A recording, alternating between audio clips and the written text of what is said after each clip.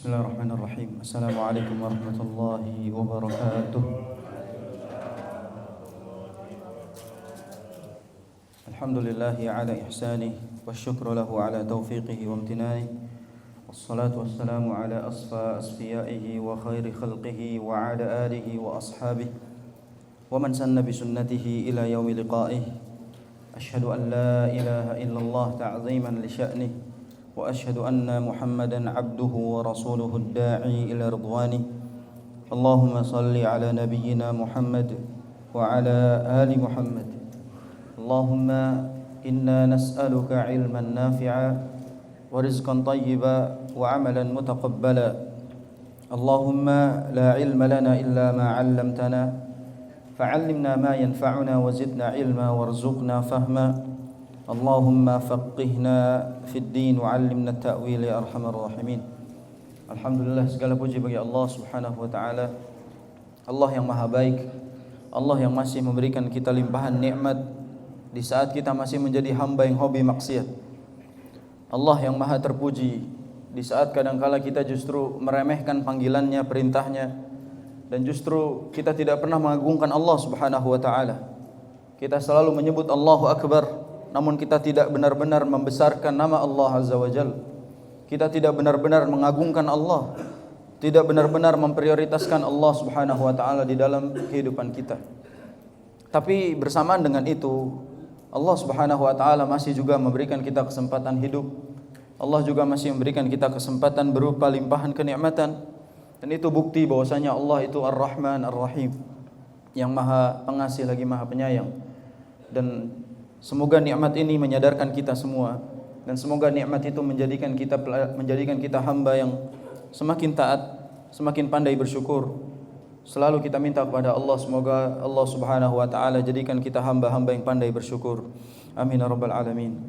Salawat dan salam terlimpah curahkan kepada Nabi kita yang mulia, Nabi Muhammad sallallahu alaihi wasallam, yang semoga kita semua istiqamah memegang, memperjuangkan, berdiri teguh di atas sunnah beliau sallallahu alaihi wasallam, menjadi umat beliau yang sejati, bukan hanya ngomongnya saja menjadi umat Nabi, namun juga benar-benar mengamalkan sunnah-sunnah Nabi. Bukan hanya mengaku sebagai umat Nabi, namun juga cinta terhadap sunnahnya, mempelajarinya dan mengamalkannya. Alaikum bisunnati wa sunnati khulafair rasyidin al-mahdiyyin min ba'di addu 'alaiha bin nawajidh. Hendaknya kalian itu berpegang teguh dengan sunnahku, kata Nabi SAW, dan sunnah para khulafa ar-rasyidin, para sahabat setelahku. Gigitlah sunnah itu dengan gigi gerahammu. Kita diminta berpegang teguh di atas sunnah. Kita gigit sunnah itu. Saking beratnya sunnah di zaman fitnah, maka kadangkala sunnah itu terasa asing, dan kita justru jauh dari sunnah itu. Dan kadangkala kita justru tidak kenal sunnah, bahkan membencinya, bahkan menganggapnya kesesatan, padahal itu adalah ajaran sunnah yang datang dari Nabi SAW. Tentu dengan dalil yang jelas, dengan perintah yang jelas. Wa ma atakumur rasulu fakhudhuhu wa ma nahakum anhu fantahu. Apa-apa yang dibawa oleh Nabi SAW kepada kalian, maka amalkan, praktekkan. Dan apa-apa yang dilarang oleh Nabi SAW, maka tinggalkan.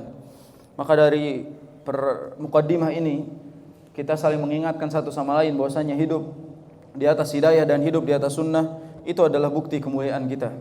Itu adalah bukti kemuliaan kita di dalam kehidupan ini. Maka jangan sampai jauh-jauh dari kedua perkara tersebut, hidayah dan hidup di atas sunnah Nabi SAW. Alhamdulillah, malam hari ini kita bertemu kembali, dan malam hari ini sudah tanggal berapa Sya'ban jamaah? 14. Subhanallah, kita sudah masuk 14 Sya'ban 1446 Hijriyah. Itu artinya setengah lagi insyaallah kita akan berjumpa dengan bulan yang mulia, yaitu bulan Ramadan. Dan Sya'ban hadirin, itu pembukaan menuju bulan yang mulia ini. Sya'ban itu mukaddimah menuju bulan yang spesial ini, klasifikasi menuju Olimpiade besar. Dan bulan Sya'ban ini adalah bulan latihan terakhir sebelum perjuangan perlombaan intinya. Artinya, kalau kita pengen berhasil di perlombaan di bulan Ramadan, kita harus banyak latihan. Semakin dekat dengan perlombaannya, seharusnya semakin maksimal latihan kita. Coba tanya diri kita sampai mana sebenarnya latihan kita hari-hari ini. Sampai mana tilawah kita, sampai mana latihan puasa kita, sampai mana latihan sholat kita. Nah itu ditanyakan kepada diri kita sendiri. Jangan sampai ternyata Ramadan mendekat, kita justru malah semakin malas. Ramadan mendekat, kita justru menjauh dari latihan-latihan tersebut. Nah orang yang cerdas itu tahu betul caranya mempersiapkan bekal menuju perjalanan yang panjang bernama Ramadan. Orang-orang yang tahu kedudukan Ramadan dan keutamaannya itu pasti akan mempersiapkan bekal. Man arafa bu'da safari ista'adda. Barang siapa yang tahu jarak safar yang akan ia tempuh, maka pasti dia akan bersiap. Pasti dia akan berbekal. Nah, kalau kita tahu misalnya perjalanan dari sini ke Jogja itu bakal jauh, bakal ada macet dan segala macamnya, pasti kita berbekal. Menyiapkan bekal-bekal, baik dari sisi bekal bensinnya, uangnya, makanannya, tenaganya, dan lain-lain. Dan kalau kita tahu bulan Ramadan itu akan menjadi safar yang panjang bagi kita, hendaknya kita juga mempersiapkan bekal-bekal tersebut. Bukan hanya bekal sisi makanannya. Kalau bekal makanan, pasti di rumah udah nyetok kormanya, udah nyetok sirupnya, udah nyetok itunya. Itu kalau makanannya gak usah disuruh. Permasalahannya ada bekal yang lain, bekal tenaga, bekal hati, bekal ilmu, bekal iman, itu harus kita siapkan. Yang banyak orang lalai dari bekal-bekal yang tadi kita sebutkan itu. Jangan sampai kita justru baru mengkaji kembali bekal-bekal ini H-1 atau bahkan hari pertama Ramadan kita baru mencari bekalnya, telat. Maka dalam hal ini saling mengingatkan bahwa bulan yang spesial ini selain kita harus menyambutnya dengan gembira, kita juga harus mempersiapkan bekal-bekalnya. Maka malam hari ini insyaallah kita akan kaji sedikit tentang beberapa bekal yang bisa kita siapkan menuju bulan Ramadan. Kalau para sahabat, para tabi'in, para atba'ut tabi'in, mereka itu mempersiapkan menjelang datangnya bulan Ramadan itu persiapannya kurang lebih 6 bulan.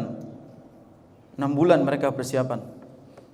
Ibaratnya kalau Ramadan, berarti mereka itu udah siap-siap dari bulan Safar kurang lebih. Atau dari Al-Muharram mereka udah siap-siap. Makanya kanu yad'una Allah sittata ashhurin an yuballighahum Ramadan. Mereka dahulu para sahabat, para tabi'in, para atba'ut tabi'in sebelum kita itu berdoa kepada Allah agar Allah sampaikan mereka ke bulan Ramadan 6 bulan lamanya. Wa kanu yad'una Allah sittata ashhurin an yataqabbala minhum. Dan mereka berdoa kepada Allah Subhanahu wa taala 6 bulan setelah Ramadan agar Allah menerima amalan mereka di bulan Ramadan. Perhatikan before dan afternya para salaf sebelum kita. Lihat bagaimana sebelum dan setelahnya Ramadan orang-orang soleh sebelum kita. Sebelum mereka minta Allah sampaikan, setelah mereka minta Allah terima amalannya. Maka bagaimana dengan kita? Hamin berapa? 15 atau Hamin 16. Apa yang sudah kita persiapkan? Apakah kita sudah meminta kepada Allah agar Allah sampaikan kita ke dalamnya? Ataukah kita sudah meminta kepada Allah Subhanahu wa taala agar Allah berikan kita taufik untuk beribadah di dalamnya? Tanya diri kita. Kemana aja? Dan Masya Allah jamaah, Tanah Abang ini kalau menjelang Ramadan sibuk jamaah. Sibuk Masya Allah. Semuanya sibuk. Mereka mempersiapkan Ramadan, tapi dalam sisi yang lain. Mereka mempersiapkannya. Bahkan kadang-kala sibuk di pasarnya, hilang dari masjidnya. Sibuk di pasar, hilang dari masjid. Wal'iyadzubillah. Bagaimana kita mencontoh para sahabat, para tabi'in, para atba'ut tabi'in, orang-orang saleh sebelum kita.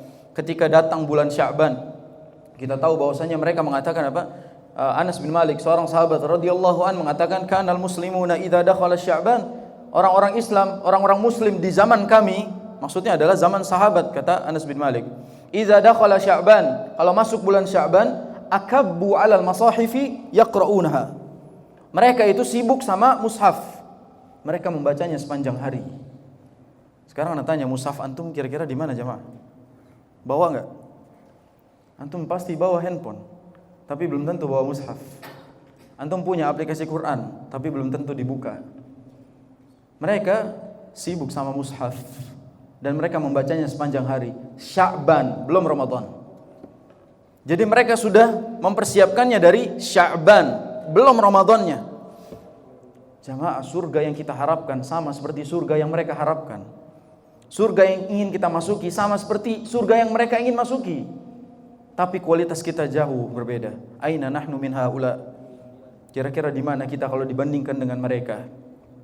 Maka ini menjadi renungan bagi kita bahwa sejatinya Sya'ban ini harus menjadi bulan persiapan kita, latihan kita, bahwa dengan adanya Sya'ban menjadi syahrul qurra, bulannya para pembaca Al-Quran, itu membuat kita nantinya di bulan Ramadan terbiasa dengan Quran. Ana waktu itu sampaikan kepada antum pada saat khutbah Jumat, salah seorang tabi'in namanya Amr ibn Qais al-Mula'i rahimahullahu ta'ala. Idza dakhala Sya'ban, beliau ini kalau masuk bulan Sya'ban, aghlaqa hanutahu, beliau tutup tokonya. Wa tafarragha bil Qur'an, dan dia sibuk sama Quran. Jadi kalau masuk Sya'ban justru dia tutup tokonya dan dia sibuk baca Al-Quran. Kita yang gak bisa nutup toko, minimal jangan nutup Qurannya. Kita yang belum bisa berhenti dari pekerjaan, minimal jangan ketinggalan Qurannya. Di sela-sela pekerjaan kita baca Quran. Di tengah-tengah waktu luang kita bisa baca Al-Quran. Di waktu senggang kita isi dengan baca Quran. Minimal demikian. Pulang kantor kita baca Quran, sebelumnya baca Quran. Oke, di kantor kita kerja full, pulangnya bisa baca Al-Quran. Kenapa kita bisa main game tapi gak bisa baca Quran? Ustadz, hiburan, kita butuh refreshing, butuh hiburan. Orang-orang soleh itu hiburannya Al-Quran, jamaah. Mereka menghibur hati mereka dengan Al-Quranul Karim, dengan ayat-ayat Allah Subhanahu wa ta'ala. Begitu Sya'bannya mereka. Begitulah Sya'bannya orang-orang soleh sebelum kita. 15 hari lagi tersisa bulan Sya'ban, jamaah. Jangan sampai kita sia-siakan persiapan ini, dan kita harus mempersiapkan agar kita terbiasa di dalam beribadah. Kita akan bahas beberapa bekal, hadirin, bekal Ramadan yang disebutkan oleh para ulama, namun saya coba untuk bahasakan sendiri tentang bekal-bekal ini dengan mudah dan mudah dibawa pulang. Artinya apa? Mudah diingat dan insya Allah mudah dipraktekkan. Ana sering menyebut bahwasanya bekal Ramadan itu bisa disimpulkan, ini sebelum Ramadan ya, bekal menuju Ramadan itu kurang lebih ada tiga. Ada tiga, jemaah. Bekal Ramadan itu ada tiga. Yang pertama itu muhasabah. Apa yang pertama, jemaah? Muhasabah. Maknanya adalah evaluasi diri, introspeksi diri. Yang kedua namanya mujalasah. Apa namanya? Mujalasah. Mujalasah itu artinya edukasi diri. Belajar kita isi diri kita dengan ilmu-ilmu berkaitan dengan Ramadan. Itu namanya mujalasah. Duduk di majelis ilmu, mengkaji ilmu, belajar. Itu mujalasah. Yang terakhir namanya mumarasah. Apa namanya? Mumarasah. Kalau bahasa kitanya simulasi. Membiasakan diri. Ini anak ulang, karena antum pulang kudu bawa ilmu, bukan bawa air. Ya, pulang tuh bawa ilmu. Kalau nggak nyatat, hafal. Ngaji itu kalau nggak nyatat, dihafal. Kalau nggak hafal, apa yang mau dibawa pulang kira-kira? Maka tiga bekal Ramadan yang insya Allah akan kita kaji, kita bahas insya Allah. Yang pertama adalah apa tadi? Muhasabah atau evaluasi. Yang kedua, mujalasah atau edukasi. Yang terakhir, mumarasah atau simulasi. Kalau nggak ingat Arabnya, ingat bahasa kitanya aja. Evaluasi, edukasi, simulasi. Yang pertama evaluasi. Apa yang harus kita evaluasi? Apa yang harus kita muhasabah? Tentunya dosa-dosa kita. Kita harus banyak muhasabah atas dosa-dosa yang kita lakukan. Kenapa? Karena dosa merupakan beban terberat seorang manusia. Yang membuat kita berat melakukan ibadah adalah dosa kita.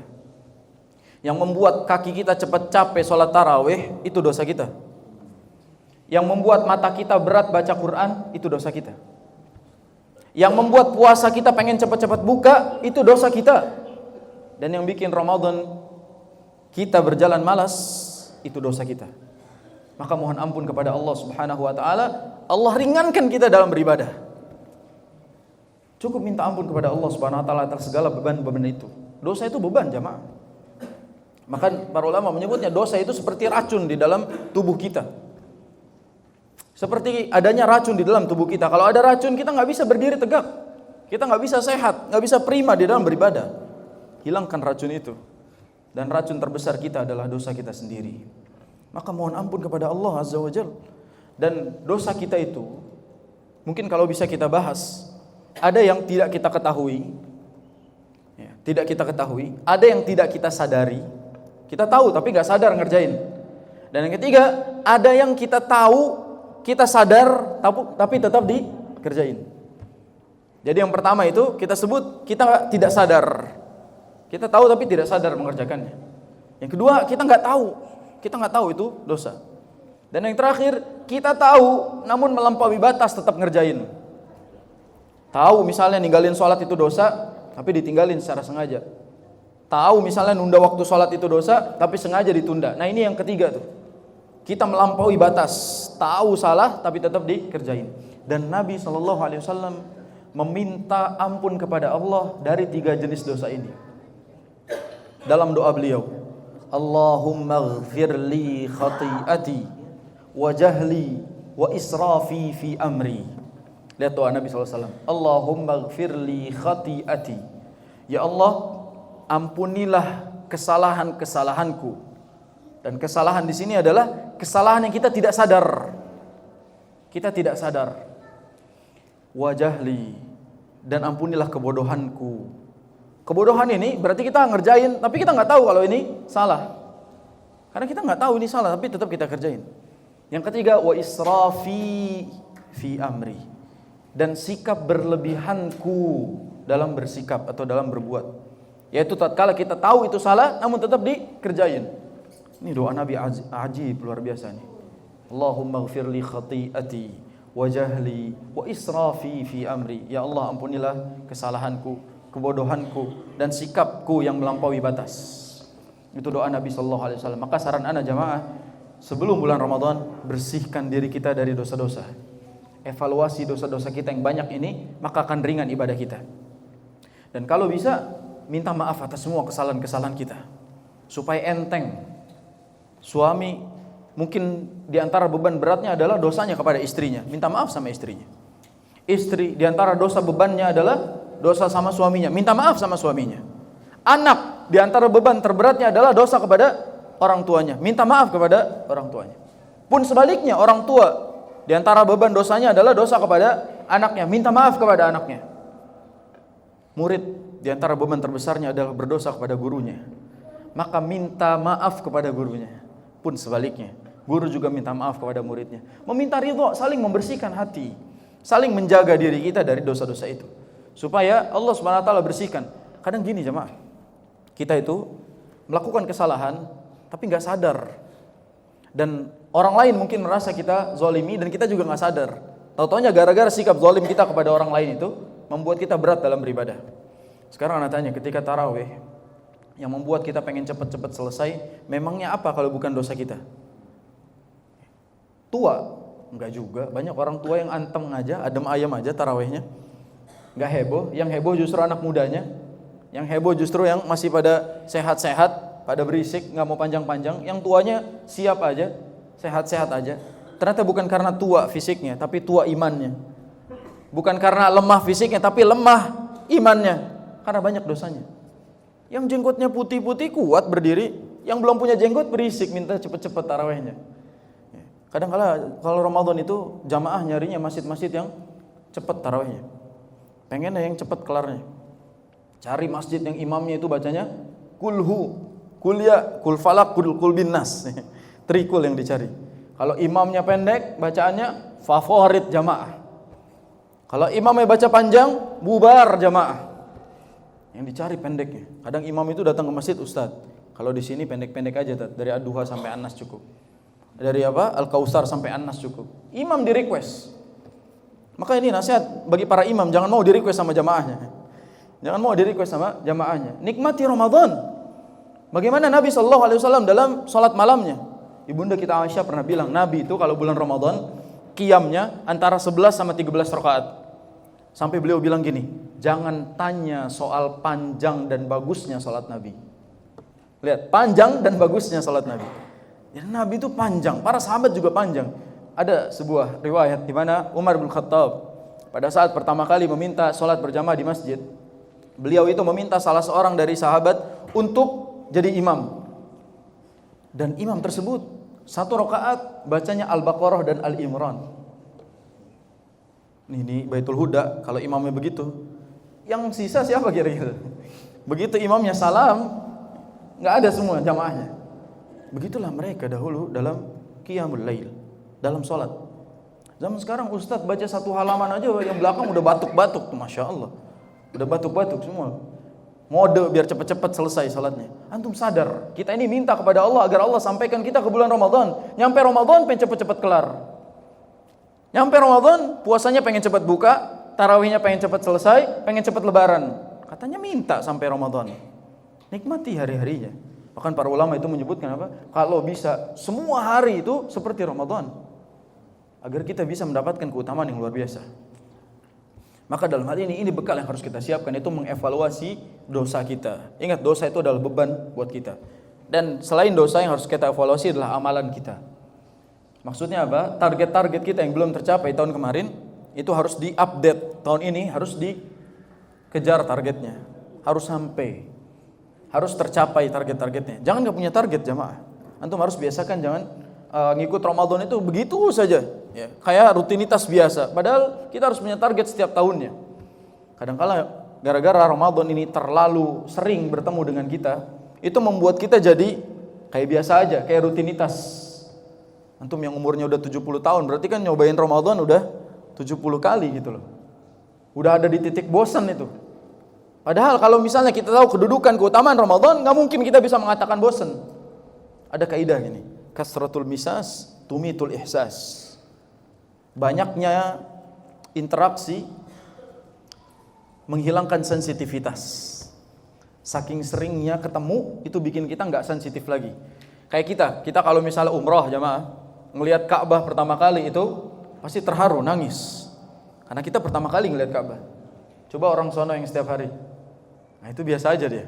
Karena dia bilang, saya setiap hari di sini ngelihat udah bosen.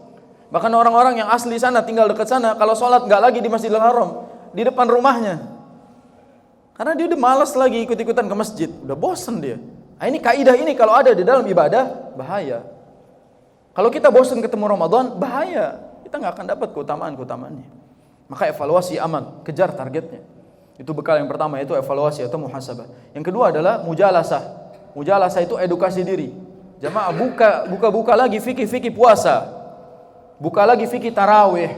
Buka lagi fikih-fikih tentang amalan-amalan ibadah di bulan Ramadan. Kaji ulang catatan lama kita.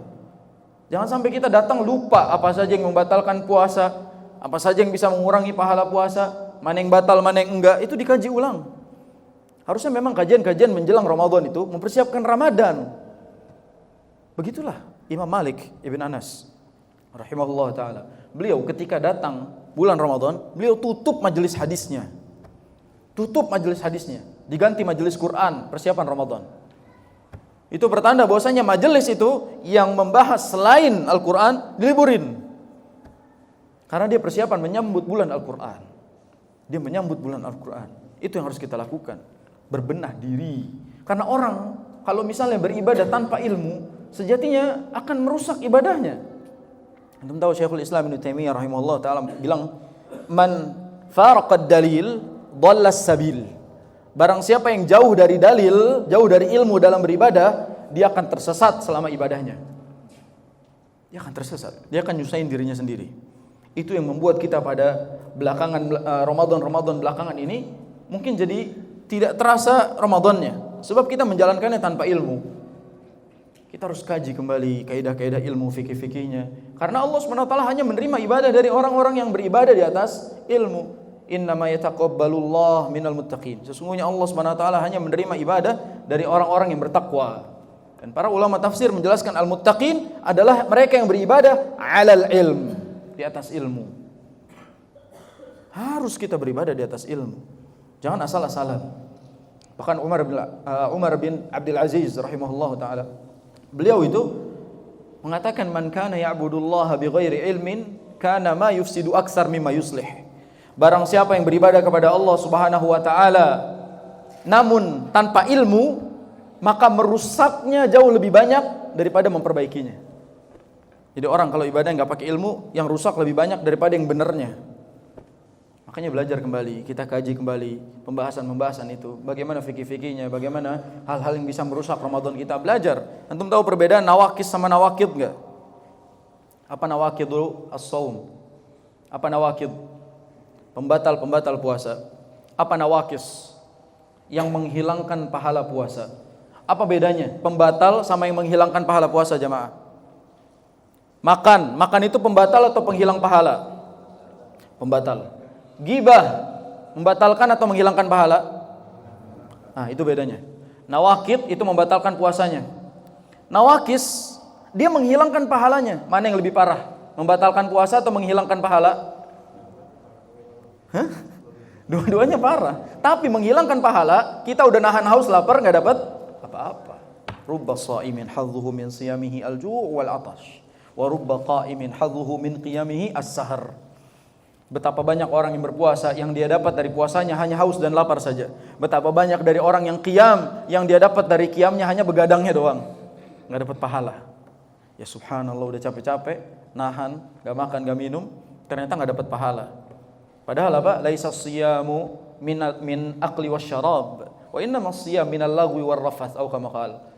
Puasa itu bukan hanya nahan haus dan lapar, namun juga menahan diri dari al-laghu, hal-hal yang bisa melalaikan kita dan hal-hal yang berbau syahwat, ngerem. Itu kalau kita beribadah di atas ilmu, kita tahu bagaimana caranya bersikap di bulan Ramadan. Kalau ada orang yang ngatain kita, kita bilang inni shaim, saya lagi puasa. Nanti kalau mau ajak saya berantem, pada tarawih deh enak. Ya kan? Karena puasa enggak boleh kita. Kita nahan diri selama puasa dari pagi sampai buka. Itu tahu kalau misalnya kita orang yang faham mana yang membatalkan, mana yang menghilangkan pahala puasa. Yang terakhir bekal yang bisa kita bahas adalah simulasi, atau tadi bahasa Arabnya apa? Mumarasah. Membiasakan diri, pembiasaan diri. Karena kalau kita terbiasa mengerjakannya, itu insya Allah akan mudah bagi kita. Makanya latihan dari sekarang. Puasanya latihan dari sekarang. Kita nih kudunya latihan puasa, bukan latihan buka. Kalau buka nggak usah dilatih deh. Masalah kita nih latihan buka sekarang nih. Buka dilatih, nyobain kolaknya, nyobain ininya dari sekarang. Kurmanya udah dari sekarang. Puasanya dilatih. Nih ayamul bid puasa. Ya, 14, 15 puasa, latihan. Nabi SAW itu memperbanyak puasa di bulan Sya'ban. Antum tahu kata ibunda kita Aisyah radhiyallahu anha. Beliau bilang, "Ma ra'aitu Rasulullah sallallahu alaihi wasallam istakmala siyama syahrin illa fi Ramadan." Aku tidak pernah melihat Rasul sallallahu alaihi wasallam puasa lengkap 30 hari, 1 bulan kecuali Ramadan. Wa ma ra'aituhu aktsara siyaman minhu illa fi Sya'ban atau kama qalat. Dan aku tidak pernah melihat beliau puasa itu banyak puasa kecuali di bulan Sya'ban. Beliau banyak puasa di bulan Sya'ban.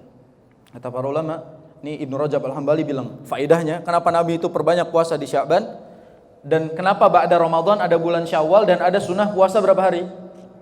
6 hari bulan Syawal. Antum tahu faedahnya? Kewajiban itu akan sempurna kalau diikuti dengan rawatib. Ya. Isya ada qabliyah, ada ba'diyah.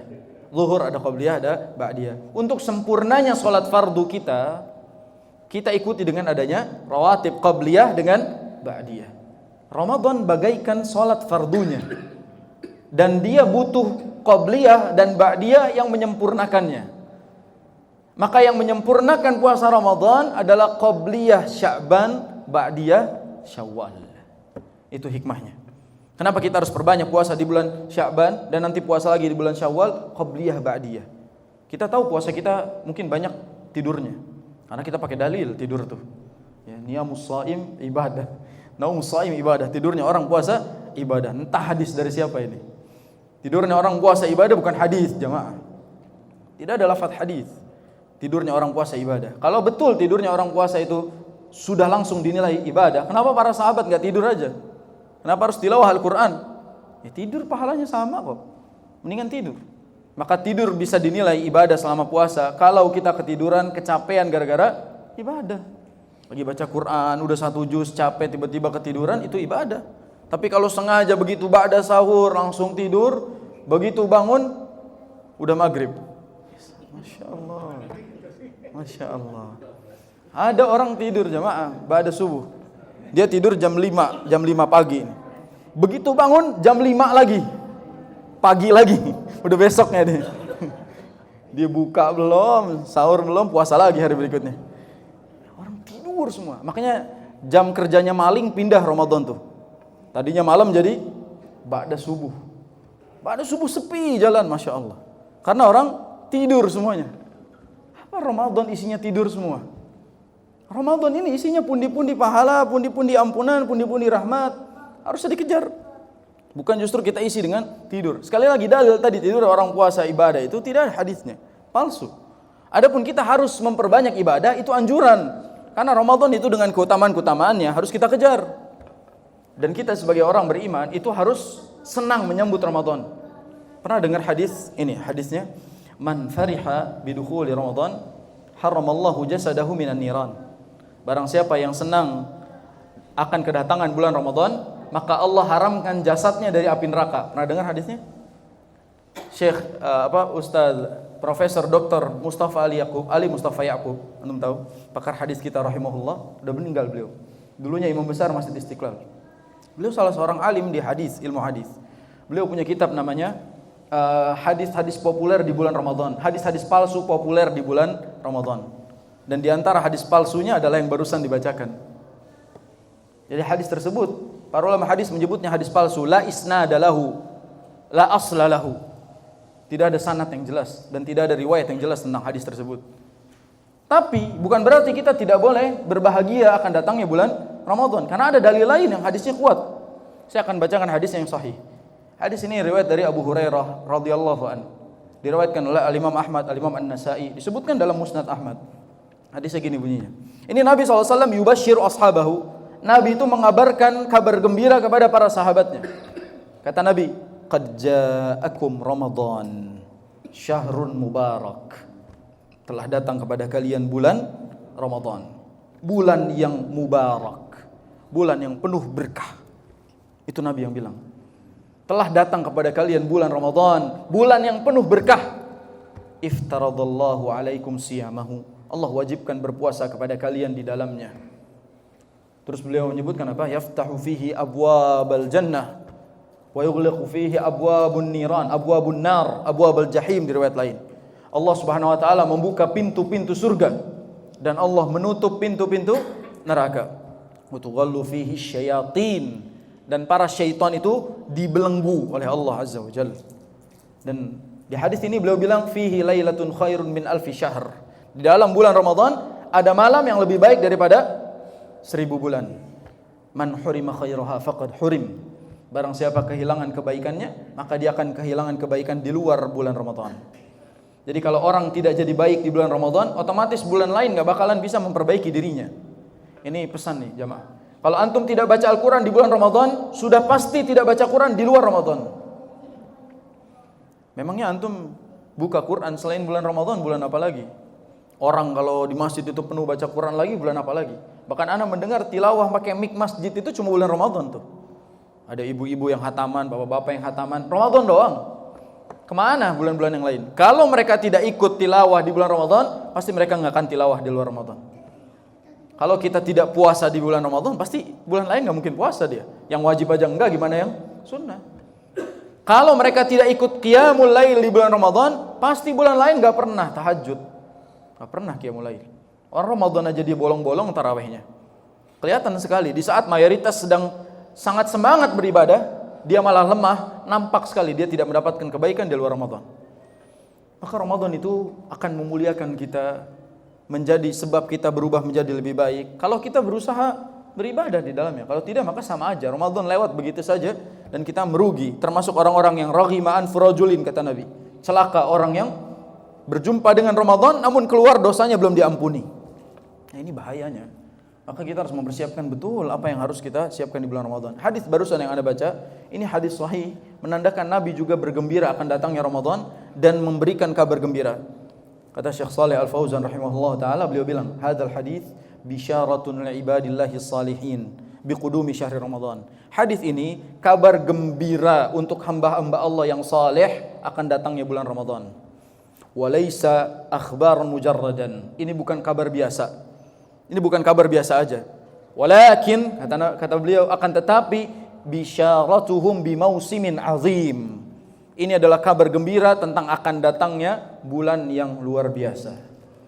Maka ini menandakan kita harus senang menyambut kedatangan bulan Ramadan. Makanya ada istilahnya tarhib Ramadan. Nah, tarhib Ramadan itu artinya menyambut gembira bulan Ramadan.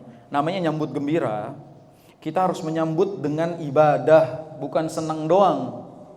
Bukan modal senang doang, tapi kita sambut dengan ibadah. supaya kita bersyukur kepada Allah Subhanahu wa taala, Allah sampaikan kita ke bulan Ramadan. Bukankah di antara kanan dan kiri kita yang dulunya puasa bareng, tarawih bareng, lebaran bareng, tahun ini udah enggak ada? Banyak saudara-saudara kita yang tahun kemarin masih bareng sama kita. Begitu sekarang udah enggak ada. Maka ketika kita masih hidup, bersyukurlah kepada Allah Subhanahu wa taala. Qul bi fadlillahi wa bi rahmatihi fabidzalika falyafrahu. Maka ketika Allah memberikan karunia dan rahmatnya, hendaknya kita itu senang menyambutnya dan berusaha untuk maksimal di dalamnya. Ana akan bacakan satu bait syair yang dikutip oleh Ibnu Rajab Al-Hambali rahimahullah taala, yang beliau itu memberikan kita pesan penting luar biasa jamaah.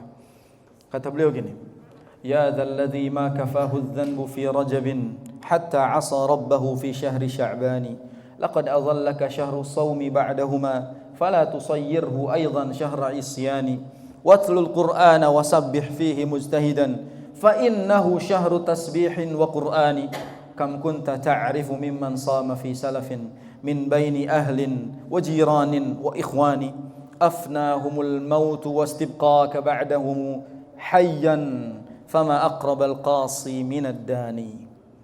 Ada yang ngerti enggak? Ada yang ngerti enggak barusan ngomong apa tuh Ibnu Rajab Al-Hambali? Beliau bilang, ya dzalladzi ma kafahu adh-dhanbu fi rajabin hatta 'asa rabbahu fi syahri sya'bani. Wahai orang-orang yang juga masih berdosa di bulan Rajab sampai dia lanjut dosa di bulan Sya'ban.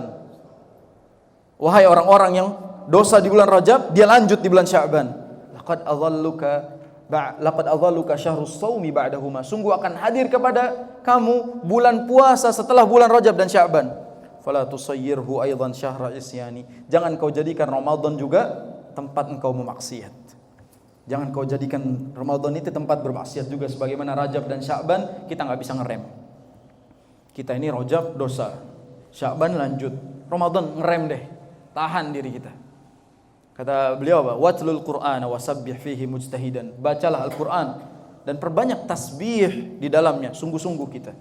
Fa innahu syahru tasbihin wa qur'ani. Karena Ramadan itu bulan tasbih, pensucian diri, dan bulan Al-Qur'an. Ini pesan yang nyelekit buat kita nih. Kam kunta ta'rifu mimman sama fi salafin min baini ahlin wa jiranin wa ikhwani. Betapa banyak dari tetangga kita, sahabat kita, keluarga kita, kerabat kita yang waktu itu puasa bareng sama kita.